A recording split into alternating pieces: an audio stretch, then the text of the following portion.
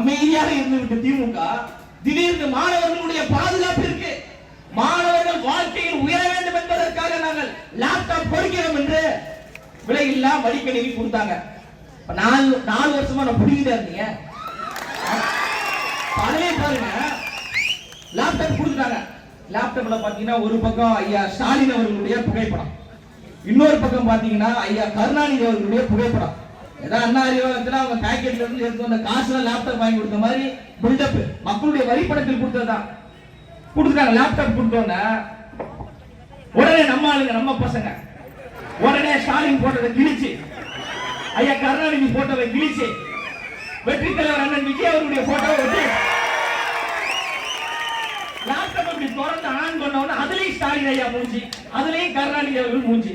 பசங்க காண்டாயிட்டாங்க. அதுக்கு ஏதோ ஆப் இருக்கா போட்டு டெலீட் பண்ணி தமிழக வெற்றி கழகம் வால்பேப்பர் வச்சாச்சு. சரி, இதுதான் எப்படின்னு பார்த்தா வைஃபை ஆன் பண்ணிட்டு நேரா யூடியூப்ல போறான். போன உடனே முத பாட்டு உங்க விஜய் உயிரான சொல்லுவாங்களே, ஆப்பு கண்ணுக்கு தெரியாது அப்படிப்பாங்களே. ஆனா இங்க வந்து ஆப்பு கண்ணுக்கு தெரியுது.